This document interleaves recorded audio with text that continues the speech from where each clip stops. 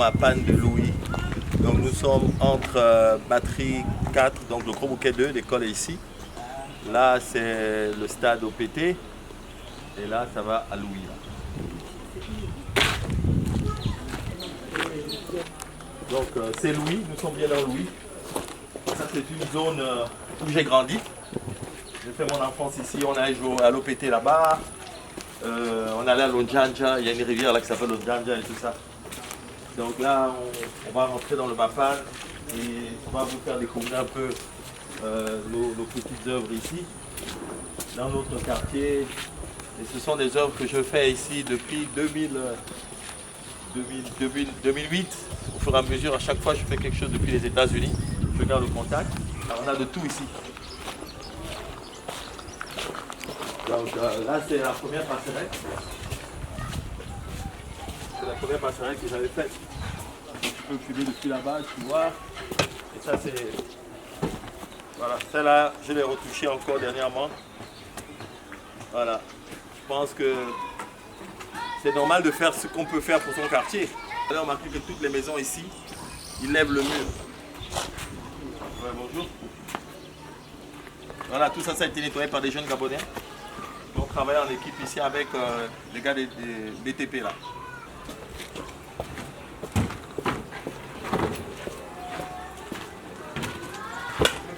Voilà, tout ça, regarde. Tu vois ici, ils sont obligés de mettre les murs partout. Voilà, ça c'est dans Louis, le Mapan de Louis, mon Mapan. Voilà, tout ça c'est inondé, tout ça, quand il pleut. Tout ça là. Tout ça, vous voyez, ils ont obligé de mettre des petits murs. Ça c'est le Mapan. Donc toutes les maisons ici, ils mettent des petits murs parce qu'ils ont peur que l'eau rentre. Donc la plupart des personnes ici, je les connais, c'est les gens de mon quartier. Ici nous sommes Louis, mais précisément ici on appelle le Chaba. La rivière là s'appelle Onjanja. Bon, avec le temps, les gens ont surnommé ça Osengue. Mais les réalités que nous vivons ici là, par exemple, une personne comme moi, j'ai eu le décès ici. Hein? La voiture, le corbillard ne peut pas descendre ici. Hein? Pour amener le corps ou bien pour soulever le corps. Hein? Il faut les brouettes. Au moins la saison sèche, quand même, la voiture peut descendre. Mais la saison de pluie, la voiture ne peut pas descendre. Hein? Par exemple, une femme qui est enceinte ne peut pas monter jusqu'au carrefour, à la station, ou bien passer par batterie, car vous voyez. Si nous n'avons pas eu des passerelles là, grâce à Combegnondo, on devait passer ce qu'on devait faire. On avait des trucs comme ça là, ici, là. On s'inonde ici. Ici, on s'inonde. Regardez les maisons qui sont ici, là, ce sont les maisons qui sont faites un peu à demi briques et tout ça là, mais ce n'est pas vraiment ça.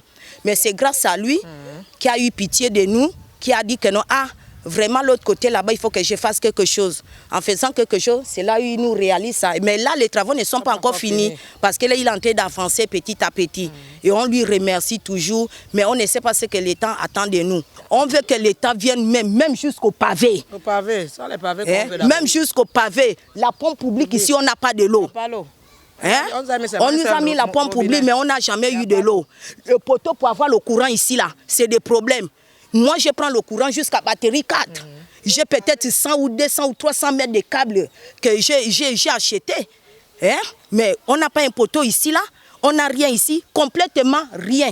Mais aujourd'hui, là, si on trouve quelqu'un comme ça qui vient nous faire du bien, on doit dire Dieu merci. Même les enfants, le bac, les enfants, le BPC, les enfants, les études, même ceux qui veulent apprendre le métier, c'est lui. C'est un peu ma nature. Hein. Je suis quelqu'un qui a grandi avec beaucoup d'amour. Donc c'est ce que je sais faire, donner de l'amour aussi autour de moi. Je n'ai pas grandi avec de la haine. Et c'est mon quartier. C'est mon quartier, j'ai grandi ici. Et ce n'est pas aujourd'hui que j'ai commencé à faire des actions ici.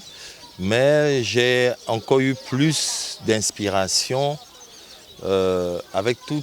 Quand je vois la dégradation en fait, qui ne fait que s'accroître au fur et à mesure des années.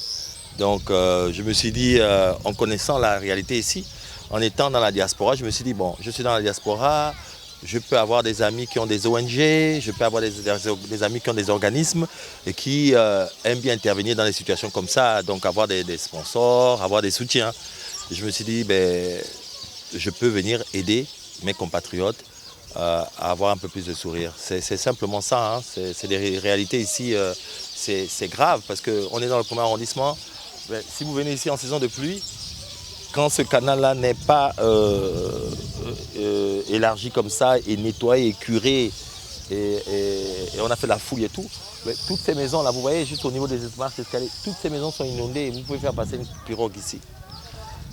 Donc c'est comme ça on a d'abord commencé, j'ai d'abord mis des passerelles à l'époque.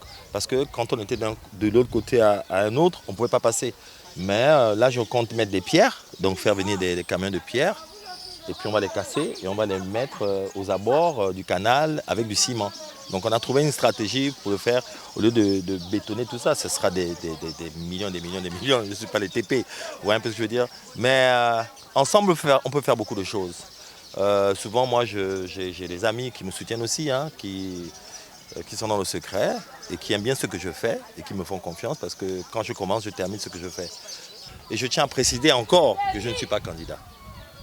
Je ne suis pas candidat. Mais vous voyez, comme on a un mindset assez spécial, c'est un peu compliqué pour les gens de comprendre comment quelqu'un qui n'est pas candidat pour la mairie ou la députation, pourquoi fait-il cela? Voilà maintenant une question que souvent tu te demandes pourquoi il pense comme ça. Mais c'est parce que c'est notre paradigme. Si quelqu'un fait quelque chose, c'est pour prendre des voix. Mais ça, je ne fais pas ça pour avoir des voix.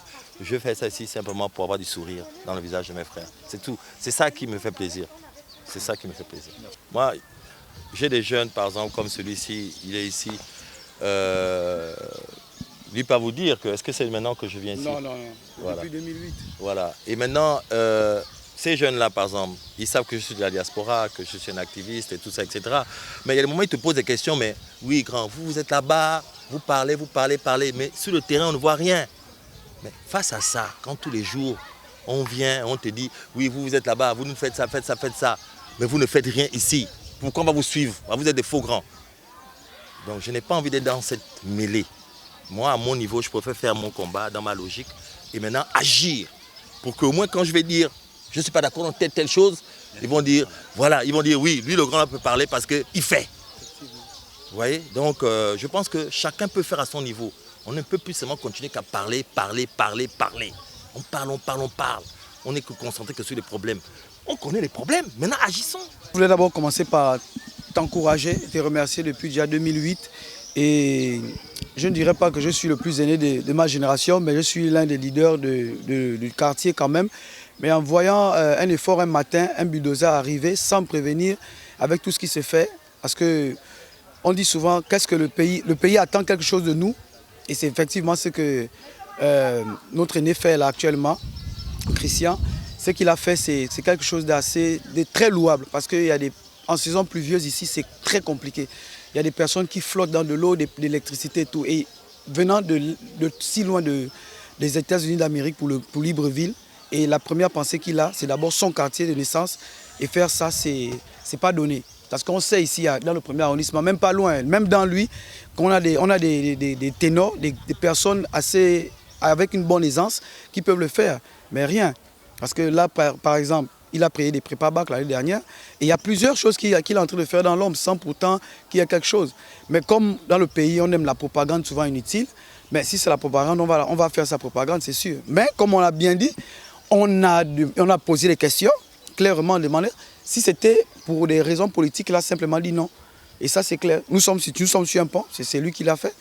Il y a un autre de l'autre côté, et voilà quoi. Donc quand il arrive, pas besoin de beaucoup d'argent. Il vient, il motive, on paye un jus, on paye du sandwich, et puis on travaille. Parce qu'il y a quelqu'un qui a de la volonté. Parce que s'il a aidé mon petit frère dans sa prépa, moi il m'a aidé. Parce que c'est déjà une épine de moins pour les parents. Voilà, donc c'est un peu ça. Vraiment, je bénis, c'est mon fils, c'est mon petit frère. Je bénis mon petit frère parce que je n'ai jamais vu ça ici. Chaque fois, il vient toujours nous mentir. À chaque fois, il vient nous mentir. On vote, il n'y a rien. Rien. Ils viennent, quand le vote est fini, ils ne viennent plus. Mais mon petit frère Kombenyundo nous a fait plaisir, jusqu'aux petits-enfants. Tous les enfants sont contents. Ils sont contents, vraiment contents. L'école, tout. C'est lui qui nous aide en ce moment. Quand on a des difficultés, il nous aide. Donc vraiment, je remercie le Seigneur pour bénir mon petit frère Kombenyundo, qui nous a vraiment aidés, nous a beaucoup soutenus.